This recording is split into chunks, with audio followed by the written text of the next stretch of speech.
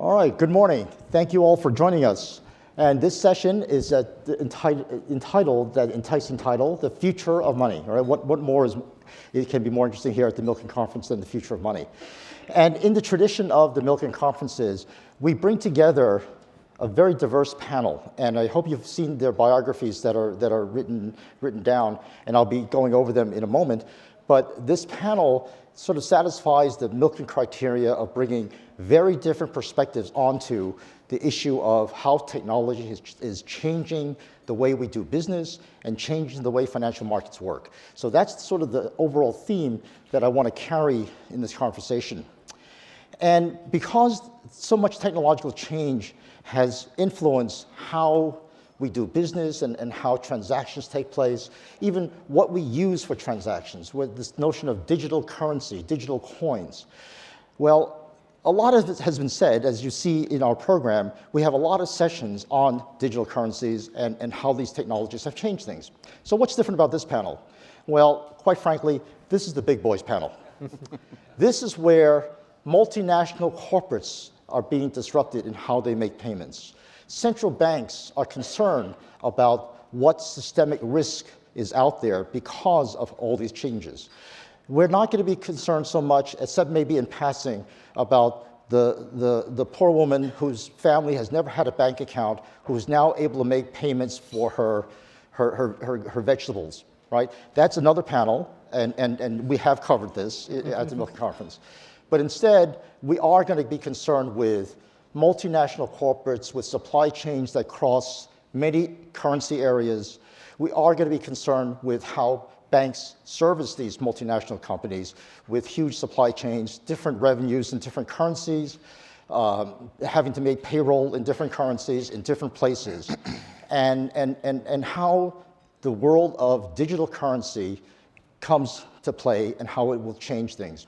And also, because it's a big boys table, big boys are really concerned about policymakers. And the policymakers we're talking about here are central banks. How are central banks going to be conducting monetary policy and regulatory policy and payment systems policy? How do we ensure the finality of payments when we have private money being used as a medium of exchange, when we have private money potentially used as a store of value? So the whole notion of money, that stuff you studied, all those things you studied in Banking 101 are coming home to roost because those notions are being changed and those notions are being disrupted. So let me shut up for now and let's get on with the conversation, because I want to introduce our panel almost one-on-one, and let's start with the disruptor. Right? One of the companies that has been so notable in introducing a new technology, a new payment system that almost threatens to get rid of SWIFT. And so, Sagar, who are head of regulatory and policy issues for Ripple.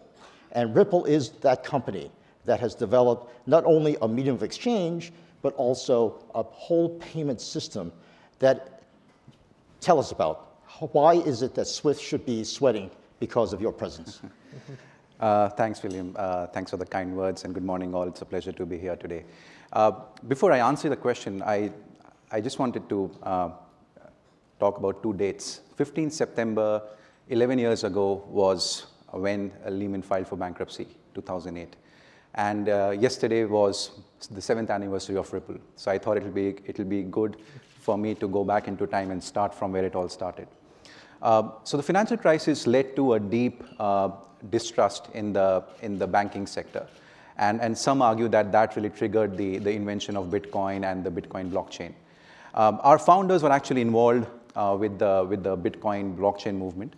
But the narrative back then was, it was almost like a cult-like following in the Bitcoin community, where people felt that the Bitcoin will become the global reserve currency, Bitcoin will replace all fiats, and the narrative was down with banks, down with central banks, down with governments. Our founders, while they appreciated the technology behind Bitcoin, they were not very happy with what was going on in terms of the narratives, and also there were some issues with the technology itself. So they pulled out from the movement and they launched the company 7 years ago, Ripple. We decided from the get-go that there was a massive need for disruption in the payment space, but the disruption will happen from within the trenches of financial services, not from outside. So we decided 7 years ago that we will actually work and partner with banks, financial institutions, central banks, and governments. And that's really when the journey started. Our mission is to create a new internet of value.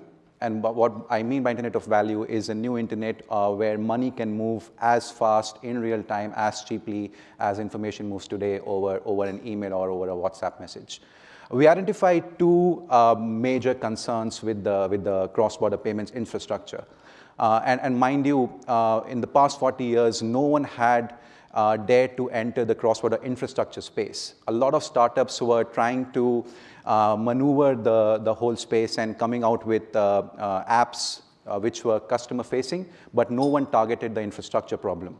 So we identified two issues with the infrastructure for cross-border payments. The first issue was connectivity, and the second issue was liquidity. Now, back then, the government and regulatory focus was, they felt that blockchain was good, but crypto was bad. So which is why in our connectivity solution, it was a solution which directly competes with SWIFT, as you mentioned, but we believe it's a generation shift to what SWIFT offers. So the connectivity solution doesn't actually use a digital asset. It's a piece of software that uses DLT technology. And all it does is it has a two-way messaging system and also a settlement layer where a protocol actually debits and credits the balance sheets of the two banks. As of today, we have around 200 banks and payment providers on the network using the software live in production. And this leads to real-time payment and very, very cheap and very efficiently and with a very, very low error rate. Now, last year, we also launched a liquidity solution, which we call the on-demand liquidity solution. That actually caters to a very specific problem of liquidity within the banking sector.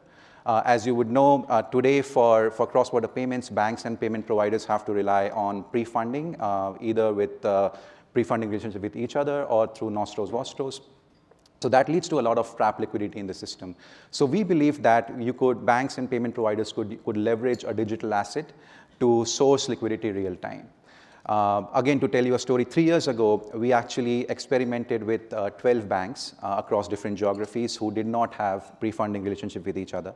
We gave them a bunch of digital asset called XRP and asked them to use it to see if it works for cross-border payments as a bridge currency.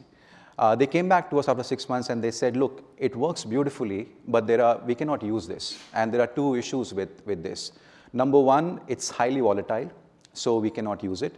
Number two, my regulator will never allow me to use this. There is no risk weighting to this, and it's too volatile. There is no way the central banks will allow me to use this. This was in 2015-16. So what we did was, and this is 3-4 years ago, before the whole concept of stable coins came into being. So we went back to the drawing board and came up with a new product, as I mentioned, ODL, on-demand liquidity.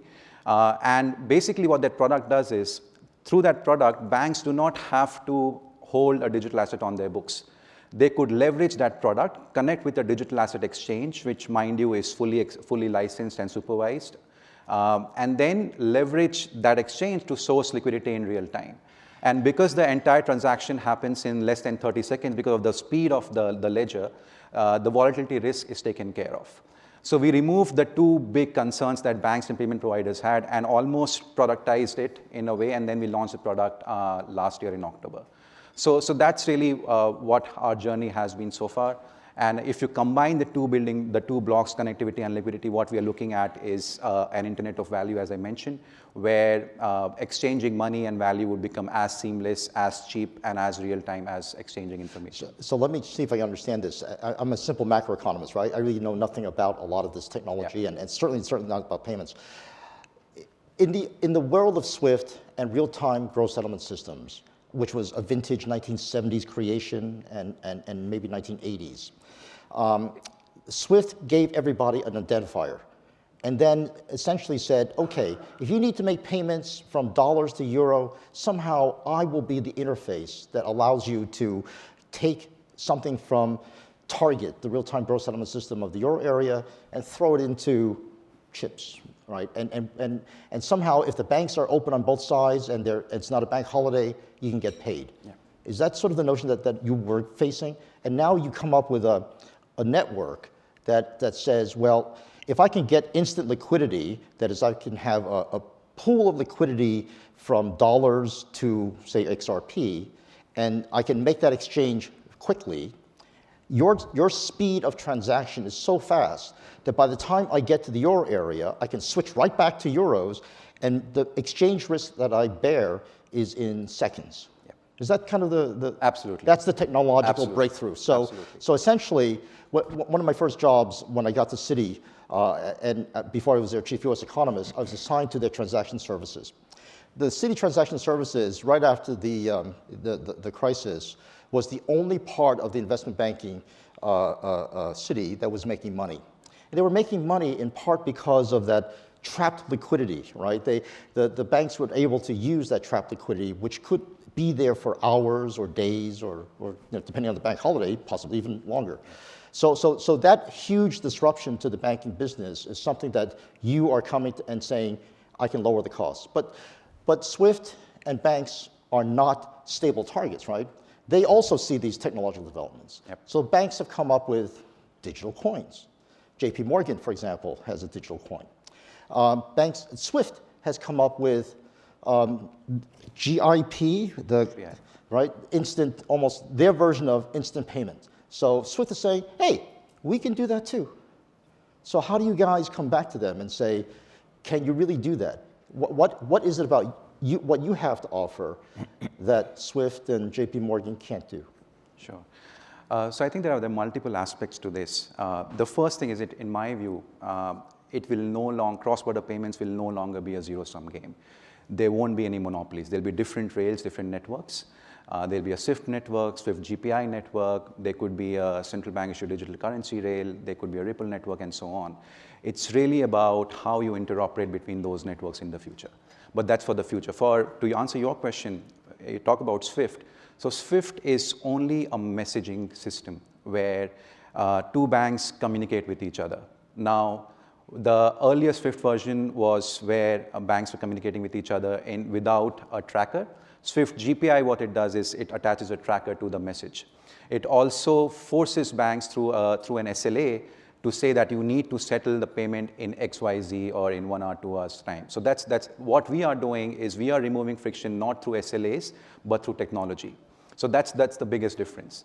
You talk about JP Morgan and stable coins. I think this is a very, very new phenomena as recent as last year. So we still need to see how this plays out in the future. Of course, there are potential benefits, but there are also a lot of risks related to this. Of course, the BIS, IMF, everyone has written about it. And so I would love to hear your thoughts on stable coins. But I think it's very, very early days.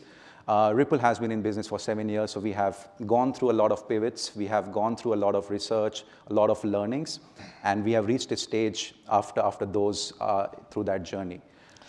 So let me continue the conversation with a real expert on this matter. Hyun Sung. He not only is a scholar and famous academic from Princeton, but right now he wears the hat of the head of research and economic advisor to the Bank of International Settlements.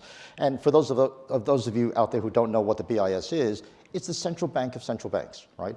And Hyun has done some fabulous research and has written very clearly on how these transformations are changing the way essentially the world works. So Hyun, take it over and let's put this more into perspective, and let's have your thoughts on how these developments are changing business models and practice. Yeah. Well, thanks, Bill. I think it's very timely that we talk about this issue this week, given the events in the repo market. The events in the repo market this week are really about the payment system. It's the fact that banks are short of cash. Now, what this means is, and this is in spite of the fact that banks hold huge cash reserves at central banks as a result of the asset purchase program. I think what this shows is the payment system, especially the wholesale payment system, is a really elastic system, which depends very much on the actions and the behavior of the market participants. Typically in the RTGS system, you have many hundreds of times of GDP being rolled over for any given year. And you talked about trapped liquidity. I'm sure there are lots of people out there who wouldn't mind a bit of trapped liquidity right now. Of course. So I think we have to be very clear as to what the technology is contributing. Because ultimately, this is really about the economics and about what the role of the central bank is. I think the big advance that we've seen in the last few years has been in the development of peer-to-peer transfer. So the wholesale payment system, as you know, is very much based on interlinked balance sheets. So commercial banks have deposits in the central bank. It's a two-tier system, and then commercial banks pay each other by debiting the account of the payer and crediting the account of the receiver. So you need a chain of balance sheet interconnections. So what digital tokens have done, especially DLT, is to leapfrog that and have peer-to-peer transfer. Now, that sounds wonderful, but remember, these are pre-funded systems. So as long as these tokens are outstanding, so what are these tokens? These tokens are claims on a deposit somewhere. So these are depository receipts. So as long as these tokens are outstanding, there is a bunch of money that's trapped somewhere, to use your terminology. I mean, it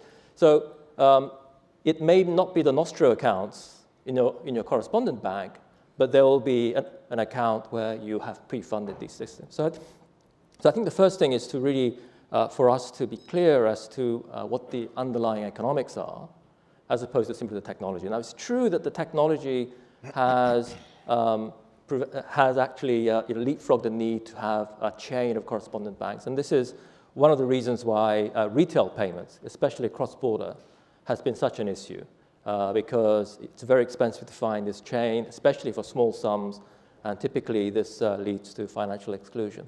For wholesale payments, which is what we're talking about today, that is far less the case. And as you said, we do need to make improvements in the current system. So SWIFT, there is a tremendous effort going on to standardize messaging, to extend RTGS hours, to expand the membership of RTGS to non-traditional players. So payments firms are now very much part of the RTGS system in many jurisdictions. And I think when we think about the role of the central bank and the role of wholesale payments, we have to ask ourselves, what is the problem to which this is a solution? Now, if it's liquidity economy, if the issue is you're holding too much liquidity, I think speeding up some of these payments would certainly be an answer.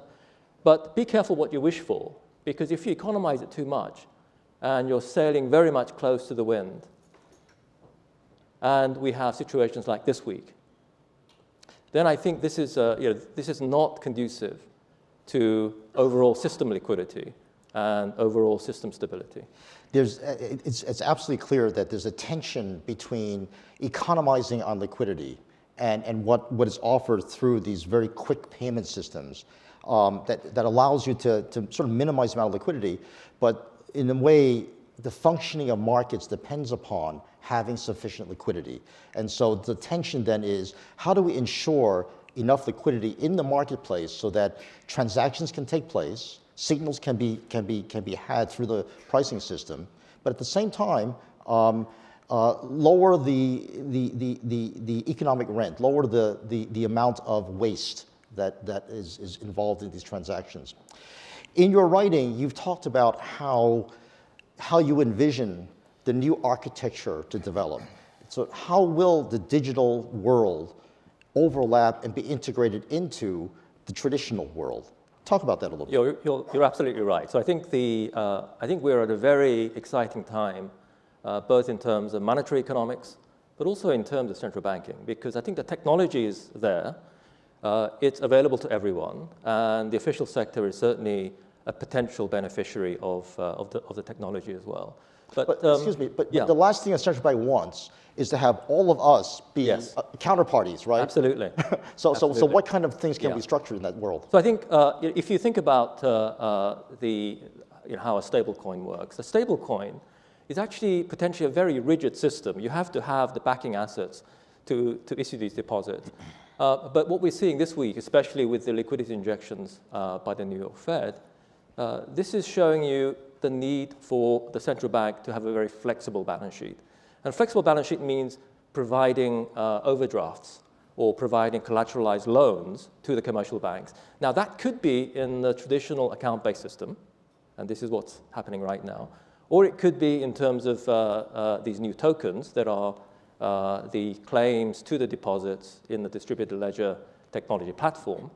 But the underlying technology is really secondary to the underlying economics. So I think we have to be, so I would come back again to the idea that we focus on liquidity creation and liquidity distribution in the system. And I think there is a very tangible sense in which some of the new initiatives, and you mentioned JP Morgan coin and utility settlement coin, these new initiatives are an additional tool whereby we can distribute the additional liquidity in a way that's going to be conducive to overall system liquidity. I hear the long arm of regulation coming up, and we'll be talking about that in a moment, but be forewarned, he's a regulator. Shami, you're the guy who sits here with a business model. BNY happens to be an asset manager, right, but also has a transactions business. The way I characterized Citi's transaction business was a little disparaging, perhaps, but they are making a ton of money. And they do it because they can effect these transactions across different currencies and different time zones, different geographies. They have, Citi prides itself on its great international network, right, of being able to do this. It seems as though technology is changing these bank business models so that the notion of what the necessary network is changing. The notion of what kind of assets do we really care about for wealth management, for as a store of wealth in economics, as an economist would call it, right? Talk to us a little bit about how you and your business would view these developments and how your own businesses are adapting to it. Thanks, Bill. Yeah, I'm a simple macroeconomist as well, so please bear in mind the quality of my comments given that. I mean, I think what I've taken from both Harish and Hyun is a number of things. First, from Harish, that the narrative is changing. Sardar, that the narrative is changing. Second, that effectively the insiders are heavily involved now. This isn't all about external disruption, and I think we need to draw a distinction between the future of payments technology and what that's going to look like, what the industry structure for intermediaries is going to look like, and the future of money, which I think is a much broader subject. So first of all, the narrative has changed and that the insiders are involved. And secondly, when we're talking about the future of money in particular, I agree very much with Hyun that we need to think hard about what problem it is that we're trying to solve here. Taking the first from the point of view of a large bank and asset manager, it is clear that there's change is coming and hugely disruptive change. We don't want to. I think the incentive from a large banking institution like that, like ours, is not to be either to be too reticent about change, or either to pretend that we're going to lead this. What we're going to have to do is embrace it, and I think things like unique settlement coin, which is something that we've contributed to, is an example of the kind of existing insider-led technological change that we're very, very happy to sponsor. And ultimately, I think we recognize that the industrial structure will change, that the network externalities, the transactions costs, the informational asymmetries that have allowed the current structure of intermediary-based settlement is going to change. But I think that's going to be very much a process of evolution, not revolution, and one in which the insiders like BNY Mellon will be involved with heavily. When it comes to the future of money, which I think is a much bigger and more difficult and deeper subject, I think I'm a little bit of a crypto skeptic, essentially because of the issue that Hyun raised. What is the problem that this is a solution to? And again, if you take it back to the economics, because I do think this is about economics fundamentally, not technology, the currencies we've seen emerge to date suffer, I think, from 3 or 4 problems. The first is that none of them fulfill the traditional 3 definitions of money. They're not stores of value, they're not mediums of exchange, and therefore they're not units of account either. That might change. going forward. But again, I think that'll be an evolutionary process. Secondly, with something like Bitcoin, and Sardar outlined very clearly what the genesis was in terms of the financial crisis, there's also a sort of a quasi sort of libertarian fear of the debasement of fiat currencies at the heart of Bitcoin's existence and other digital currencies' existence. The problem the world faces at the moment is completely the opposite one. We are in a situation of potential deflation, not inflation.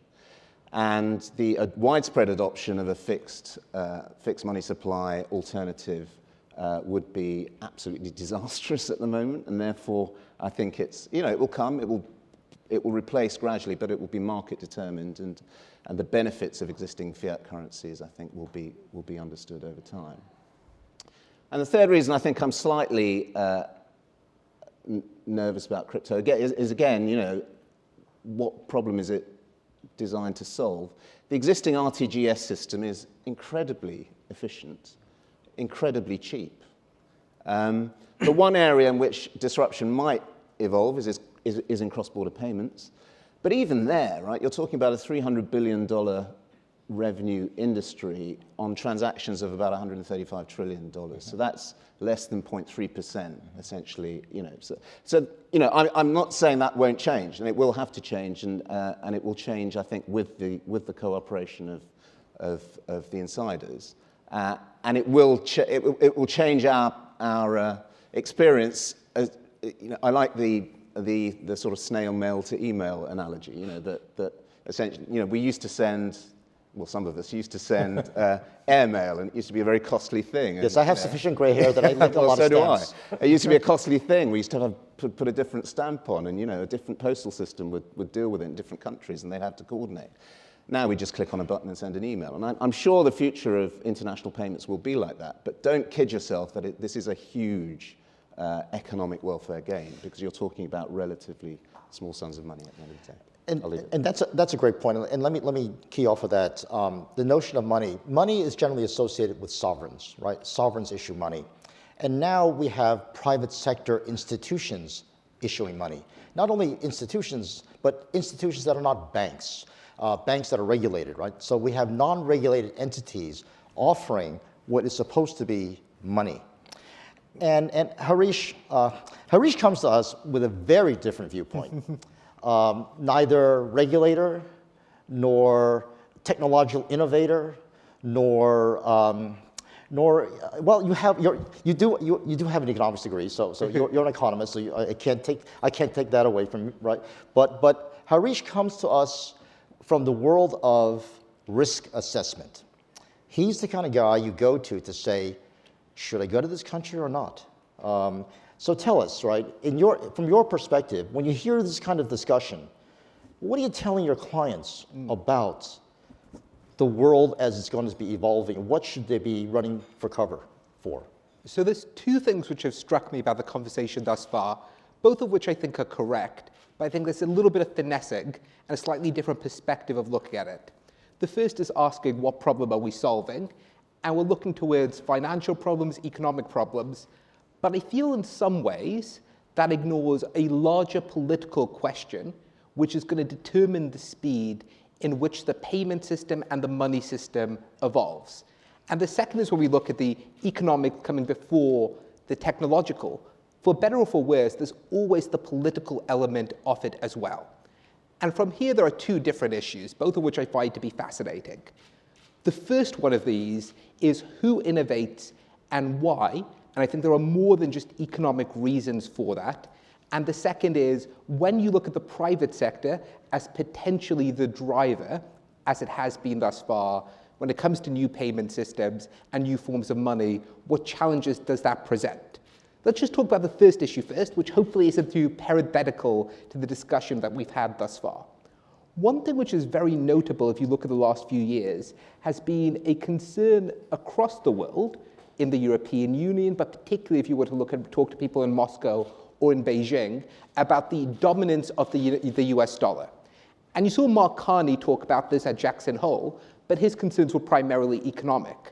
But if you were to ask someone in Moscow or ask a policymaker in Beijing, they would highlight something slightly different, which is one of their fears about a US dollar denominated payment system, particularly when you're reliant on correspondent banks, which are themselves reliant on the US dollar and therefore effectively under US jurisdiction, is the amount of power that the US government has in being able to prevent certain kinds of transactions.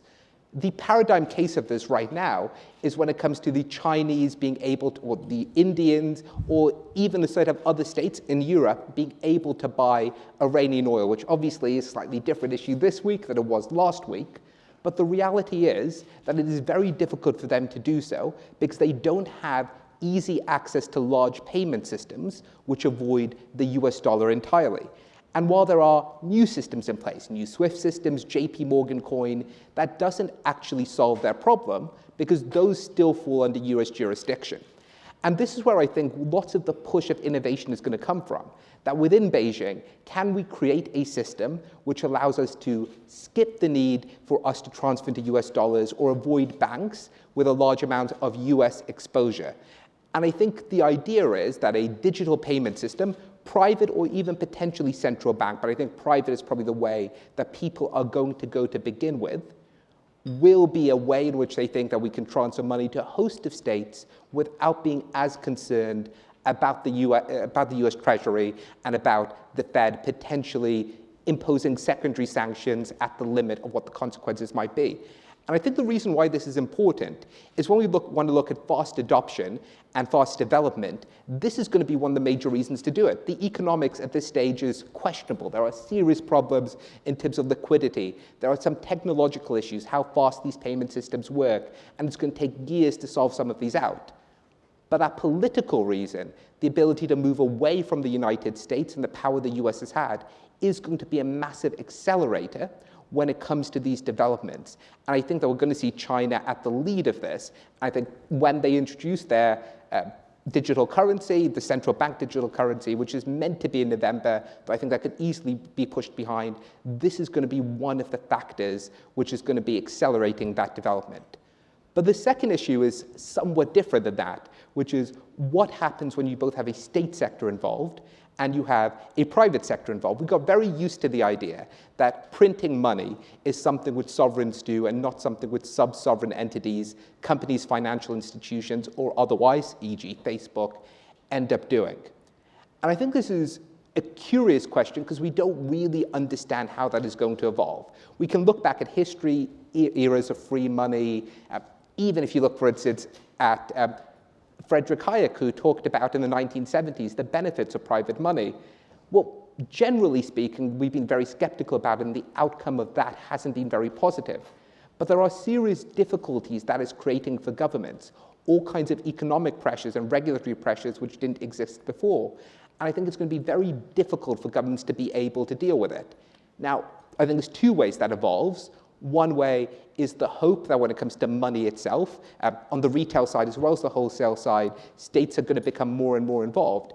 And we can hope for regulatory approval for a range of other private solutions, but I think that's going to be very, very slow and isn't something I'm necessarily expecting in the next 2 or 3 years, particularly in more Western states. So I think it's a very complicated political issue, irrespective of what states you're doing or you're looking at. But I do think the implications of that could potentially be very large for the entire world economy and the way in which we believe the payment system currently operates. Fantastic. Geopolitics, right? You never thought that cryptocurrencies would lead to geopolitics. Hyun, you've written so much on this particular issue. I can't resist but to draw on your expertise yet again. Dollarization, right, is a problem that economies face all the time. And what is this dollarization? And I'll let you define it. But for me, the world that Ripple and particularly Facebook offers really introduces this notion of whose currency is going to be the dominant currency within some geographic area. And the reason why I talk about Ripple and Facebook is because Libra is essentially a basket of currencies, right? It's like a private sector SDR, right? Especially drawing right to the International Monetary Fund issues. And the International Monetary Fund issued the SDR as a means of payment among governments, among central banks, to resolve balance of payments, deficits and surpluses. So in this world where we have a private sector SDR being issued, which has difficulties of credit risk and other things that I'm sure you talk about, how will the world evolve in the use of one currency or another? In particular, what governments would really allow these digital currencies to enter, to be used in their economies? And what governments would really be out and out restricting their use and making it illegal? It's like you get shot if you use it. Please. Well, thanks, Bill. I think for this question, it's very important for us to recognize the importance of the monetary system as part of the economic system. The monetary system doesn't exist in isolation. I mean, there must be very many buy-side people in this room. How many of you are dollar-based investors? How many of you are non-dollar-based investors? If you're a Japanese yen-based investor, how much of your portfolio is in US dollar assets? And the answer, I think, is a very substantial chunk. And how you deal with the currency risk? Well, you hedge it. And how do you hedge it? You sell dollars forward to a bank. And how does the bank hedge? The bank has to then borrow dollars to do that. So I think the key here is it's not so much the holding of dollar cash, it's the borrowing of dollars. And in that respect, these new instruments may only have a limited impact on the degree to which dollar remains preeminent.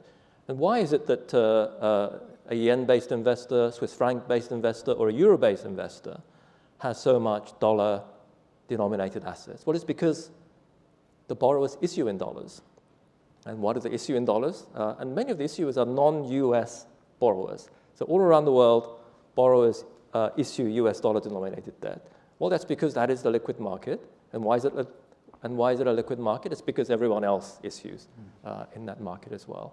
And why do we have that situation? Well, it goes all the way back to very basic things like how do you invoice your trade? So if you invoice in US dollars, then of course your working capital has to be in US dollars, and then the bank has to lend you in US dollars, or your investment cash flow, for cash flow matching purposes, you would like to borrow in US dollars. And that's why there's so much US dollar debt out there. And so we go around full circle. So I think once we recognize the fact that the monetary system has to be a part of the whole, then I think this question is not simply about the technology, and I come back to that. It's about the underlying economics and the underlying economic relationships. And central banks have a very important role to play there as well. And here, let me add, then, if it's about economics of trade, economics of invoicing, economics of a marketplace, Facebook's got 2 billion people in their network. Facebook Marketplace suddenly denominates their products in Libra and says to everybody, you stay within the family, you just use Libra. And to hell with the dollar, right? We don't need to use the dollar. Within the family of 2 billion people, we can just denominate in Libra, and we can go on our merry ways, and you have all the benefits of instant payment, instant credit, instant everything, and at no transactions fee cost. What's wrong with that? So I think you put your finger on it, which is, will there come a day when merchants invoice in Libra? And I think Libra is a very, very important development for us because of its size.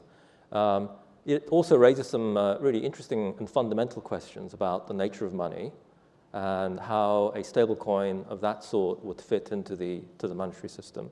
You may have seen the press reports earlier in the week when we invited Libra, JP Morgan coin, and utility settlement coin to the BIS. And we had an all-day meeting. We had 150 regulators in the room. We had a very in-depth discussion of the nature of this. Tell us about it. And I think it was a very good opportunity for us to come to a common understanding of some of the mechanism. I think if we go back to the earlier point about the difference between a wholesale payment system and the retail payment system, much of the motivation for why we need new solutions comes from the retail payment system. In fact, if you have a worker who is working in one jurisdiction, wants to send money to his or her family back in back home, that has to go through the correspondent banking network. Even if you use a payment app, ultimately it has to go through, at some point, the existing correspondent banking network. And there is where the cost really becomes an impediment to sending money home. And this is what really excludes some of the least advantaged people from financial services. Now, the wholesale system is another matter altogether. Wholesale system is many, many more times, hundreds and thousands more times. And I think this is the one area where those central banks who have experimented with CBDCs, Bank of Canada, Monetary Authority of Singapore, central banks have experimented with CBDCs, central bank digital currencies. And their conclusion is, yes, the technology works, and it has a potential use in the wholesale payment system. But it's not so much better that it's an obvious advantage to use them relative to the current system. Now, as you say, the key issue is how do we make the cross-border payment system more efficient? And here, yes, of course, there is room for improvement. CLS Bank, which is, I think, a very, very important piece of infrastructure, was an institution that came to meet some of the demands of the wholesale payment system. But I think we need to make the greatest strides in the retail payment system and for remittances and for retail cross-border payments. I think this is where still the correspondent banking network is not as efficient as we would like it to be. It's not as cost-effective as we would like it to be. But I think that to think that we can just use one technology and with a snap of a finger, all these problems will be overcome, I think that is unrealistic. I'm glad you said that. Cigar, you've been sitting here very politely, very patiently listening to all these traditional answers from traditional institutions. Please, I know you want to say something. What's your reply to the notion that, things ain't so bad, and you're giving us a solution that we really don't have a problem for? And so, and you're dealing with regulators all the time, and I think the standard notion of every regulator is, if you're going to come into this game, that bar is going to be set incredibly high, because I don't know what the hell you're doing. So explain, what is your response to these traditional answers that you've heard so far?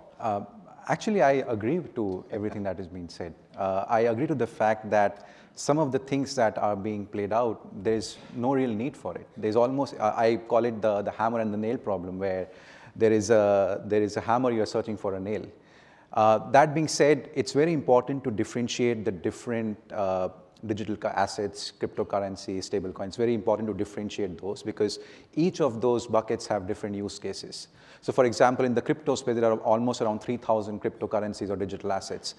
Now, you could argue that almost 90% of them will become obsolete in a few years from now. But the 10% which will remain, what is the problem they're trying to solve? Bitcoin, for example, has been in existence for more than 10 years now, but what is the problem it is trying to solve? I actually agree with Shamak when he said that it does not solve the problem of the three basic principles of money. But perhaps it could be a store of value going, who knows? I'm not an expert. But that being said, so which is why what Ripple is trying to do is focusing on a very, very specific problem. We have been very clear that we are not consumer facing. We are not using XRP, the digital asset, to replace US dollar or RMB or whatever. We are using it as a piece of technology to connect to fiats. That's all we are doing. We are not saying it will become you can buy a cup of Starbucks coffee with XRP. Maybe in the future, who knows? But for now, Ripple, the company, is focused on using an open source, decentralized crypto asset called XRP to connect to fiats. Now, it's also, people often bucket all digital currencies, Ripple, Facebook in the same bucket, but again, there is a big difference. Facebook is consumer facing. Facebook, through the Libra, will be distributing their own private tokens to retail consumers. We are not doing that. XRP is not backed by fiat or a bucket of commodities. XRP is backed by mathematics, like some of the other crypto assets like Bitcoin, which are fully open source and decentralized. That's number one. So which is why there is no counterparty or credit risk. We do not become safekeepers of the assets or fiat that back the crypto. Number two, Facebook is trying to operate in a closed loop system, while our vision and really the future is to connect different closed loop systems and make it an open loop system. So these are some of the differences which we have to keep in mind. Of course, the regulatory barrier is and will be set high. In fact, I hear that all the time. Since you're the recipient of that statement, what is it that they're telling you? What is the bar? Where are they setting the bar? And I'm going to ask Hyun to even elaborate more. I know that the conversations at the BIS are confidential. When I was at the Fed, even I couldn't get a sense of what the summaries were of your meetings. But come on, it's just the Milken audience here. It's just between friends. Tell us a little bit. But Sigar, before I turn to Hyun, what is it that the regulators are telling you that you have to do? And how are you meeting those? I think, again, what really is important is the use case. I think regulators around the globe are going for what they call the same business, same returns, same risk principle, or we call it the principle-based approach, technology-neutral approach. I think it all depends on the use case. So very recently, I was reading through the Switzerland FINMA that came out with the guidance on stable coins, one of the first global regulators to come out with such a guidance. They have very clearly defined that there are, if a stable coin, let's say, is backed by a single fiat, it will be a deposit saving instrument. If it's backed by a basket of commodities, then it may be treated as a collective investment scheme. So I think it really depends on the use case. Then let me turn the other way around. Which regulators have been the most friendly toward your introduction, and which have been the most resistant? Let's get some gossip here. Come on. Yeah, I think in the globally, I would say the Japan FSA took a lead. They were the first regulators to come out with a framework to regulate digital assets, cryptocurrencies. That was followed suit by the likes of Philippines, more recently Thailand. There is a free trade zone in UAE, Abu Dhabi Global Markets. They came out with a framework to regulate crypto assets. We have seen similar frameworks in Mexico. The UK FCA recently came out with the classification taxonomy of digital assets, classifying different digital assets based on their utilities and use cases. So we're already seeing a trend where regulators are coming out with frameworks and guidance on this. Financial Action Task Force actually recently came out with a very comprehensive guidance on crypto assets and how could regulators potentially regulate crypto asset exchanges and custodians. I think that's a big leap forward. I'm hoping that in the future, the G20, in collaboration with FSB, IOSCO, will come out with similar frameworks. And in my ideal world, what I am thinking is an IOSCO-like CPM, PFMI kind of a framework for digital asset exchanges and custodians. And that really will trigger more institutional participation in this space. Okay, Hyun, all eyes are on you. What is it that you're telling these guys? Yeah, so Bill, I think the first thing to say is that we're not complacent and we're not backward-looking. Central banks are not against technology. Central banks are not against innovation. And as a case in point, the BIS has set up the BIS Innovation Hub, one of whose centers is going to be based here in Singapore. You may have seen the press reports about that too. In fact, central banks find themselves right at the cutting edge of innovation. And these innovations really impinge on every aspect of our work, from the monetary system, from regulation to monetary policy. And you can rest assured that we are not complacent. We are not regulating for regulation's sake. We are here simply to see how the technology can contribute to a more efficient financial system, to a more stable, and something that will actually be more conducive to having a system where we don't see headlines about banks running into the corner, there being shortage of liquidity, and short-term money markets being squeezed as we've seen this week. So there is definitely room for innovation. There is definitely room for institutional development. So, and in that context, we have been very open, and we have studied these technologies now quite in depth. And you can rest assured that the official community as a whole, not just central banks, but the supervisors and the Ministry of Finance, and in the retail space, both the competition authorities and data privacy authorities, this is very much on our radar screen. And there are many initiatives going, including, including many varieties of central bank digital currencies that are now being discussed. And innovations like JP Morgan coin, utility settlement coin, the fact that we can now transfer these tokens peer-to-peer, that is an innovation. But ultimately, in terms of the architecture, it is a very standard two-tier system based on central bank money, but where the monetary system is a commercial bank private money. I mean, you said that private money didn't, that we don't use private money these days. Well, actually, it is all private money in that these are commercial bank liabilities. It's just that these are like trees with roots that are deep into the RTGS system. The RTGS system and access to the central bank balance sheet, those are the deep roots that enable the whole tree to stand up. And that's a fantastic answer. And the reason why Hyun is where he is because he didn't tell us what they were doing. Right? So let me ask you one more time, a different way. What keeps you awake at night? What is it that you are worried about most in these developments that you've just talked about, especially given that you say that your expected architecture is going to be a two-tier one, where you've got the private money being issued to the retailers, and the retail interface and counterparties will be handled by these issuers, and then the central banks will be the counterparty to these coin issuers. So in that sense, there is a level of separation, which is reflecting almost exactly the kind of structure we have now. But in that world, what is it that you worry about? Well, I think it's not necessarily something that we worry about. I think this is our day job. We always think about how better to improve the system.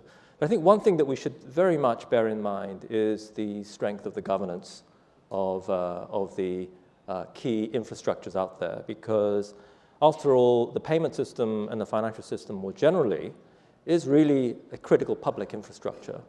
And if there is a divergence of interest between the people who run that infrastructure and the broader public interest, then I think that's something that we should consider very carefully. Now, throughout history, private monies have come and gone, and I use monies in plural. Private monies have come and gone.